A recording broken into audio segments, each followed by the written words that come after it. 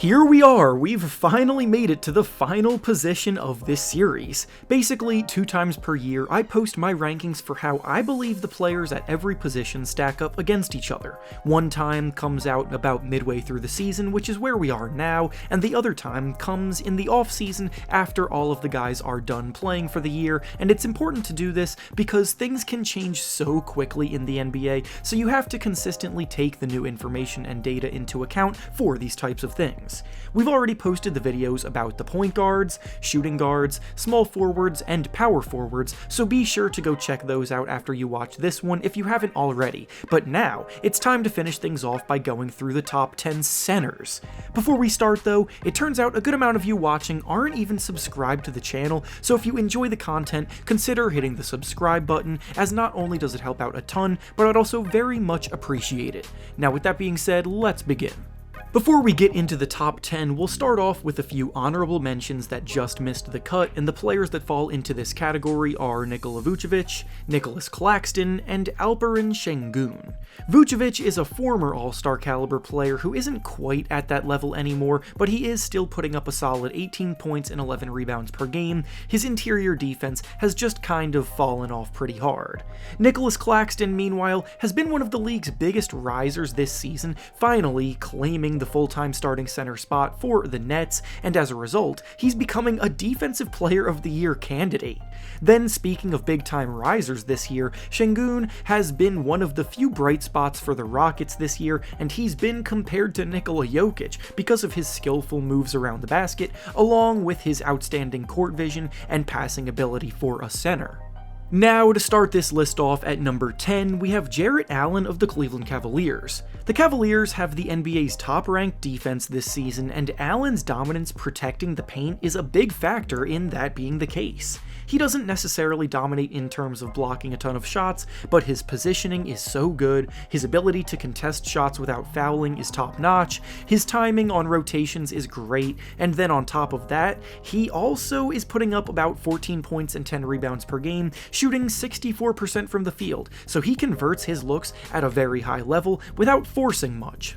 Up next at number 9, we have Kristaps Porzingis of the Washington Wizards. Porzingis has become a bit of an afterthought over the last few years because he got sent to Washington, who are both incredibly underwhelming and not a team that gets discussed much for a national audience, but Porzingis is actually having one of the best years of his career so far. He's scoring the most points he's averaged in a season since his ACL tear at 22.5, he's adding in about 9 rebounds a night, and while his shooting efficiency is still hovering around the league average mark, he's also looking more confident on a nightly basis.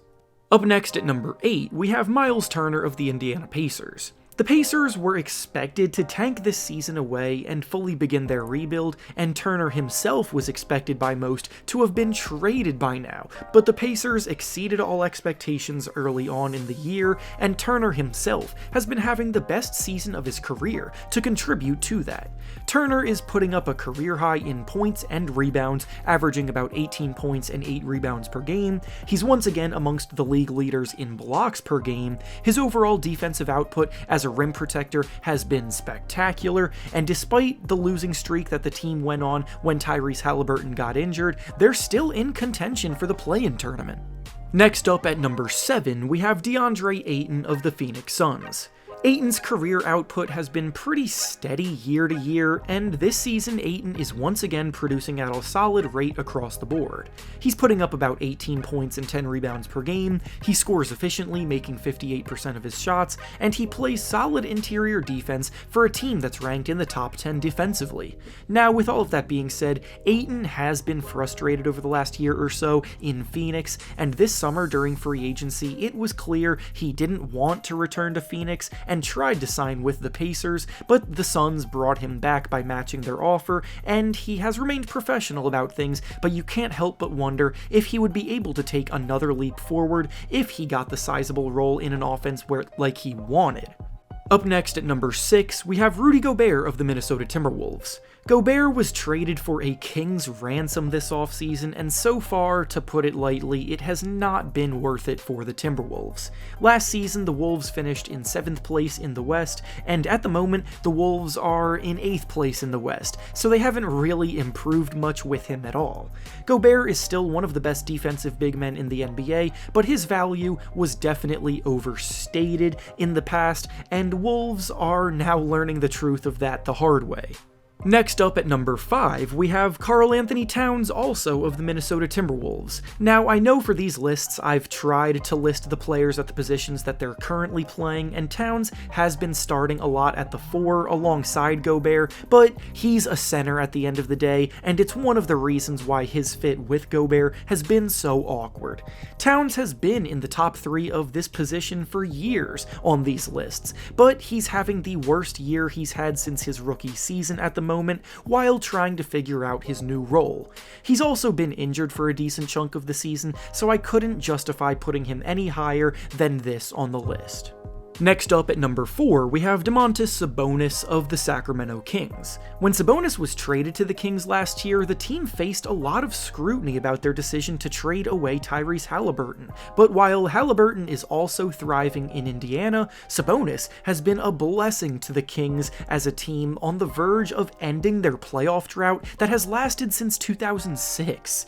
Sabonis is one of the most well-rounded offensive big men in the NBA right now, scoring about 19 points, grabbing 12 rebounds, and dishing about 7 assists per game as a fantastic passer for a center, while also shooting an impressive 61% from the field. He uses his strength to bully opposing big men around the basket, and within the Kings' free-flowing offense, a lot of it runs through him as they utilize his passing abilities to facilitate for all of the weapons around him, and as a result of it, he's rightfully been named an All-Star this year. Next up at number 3, we have Bam Adebayo of the Miami Heat. Adebayo is one of the most underrated players in the league in my opinion, and even though he did get credited with an All-Star nomination this year, the work he does still seems to fly under the radar. He's averaging about 22 points and 10 rebounds per game, his scoring ability improves every single season, and most importantly, he very well may be the best defensive player in the whole NBA. When you hear the phrase, he can guard 1 through 5, it's oftentimes exaggerated, but there's no exaggeration when you say it about Bam Adebayo, because he very comfortably can switch onto anyone and hold his own while still being an elite rim protector, and should firmly be in the Defensive Player of the Year race as he's anchoring a top 5 defense in the league too. Now, I know this is where a lot of the angry comments will spawn because this is where the biggest debate lies, so I'll discuss number 2 and number 1 together. And in those spots, I have Nikola Jokic at number 2 and Joel Embiid at number 1. These are the 2 players who once again are leading the MVP race this year, as has been the case each of the last 2 years, and to put it simply, just because Jokic is the one that the voters picked to win those MVPs doesn't mean that I have to agree with it. I personally will always prefer the player who is elite on both ends of the floor over the guy who may stuff the stat sheet on offense, but can be taken advantage of defensively, and that's what Jokic is right now. Joel Embiid is not only the NBA's leading scorer for the 2nd consecutive season, but he's also anchoring a top 5 ranked defense that implodes when he's not on the court, showing his value. Jokic's Nuggets are the best offense in the NBA this year, in large part due to Jokic's unbelievable playmaking abilities, but when it comes down to it, teams know that they can take advantage of Jokic when he has to defend in space, and you can't say that about Embiid, who has several all-defensive team nominations on his resume. And with that being said, that's all I have for you today. Make sure to like the video, subscribe to the channel, and comment down below how you would rank the centers at the current moment. Thanks for watching, and I'll see you all next time.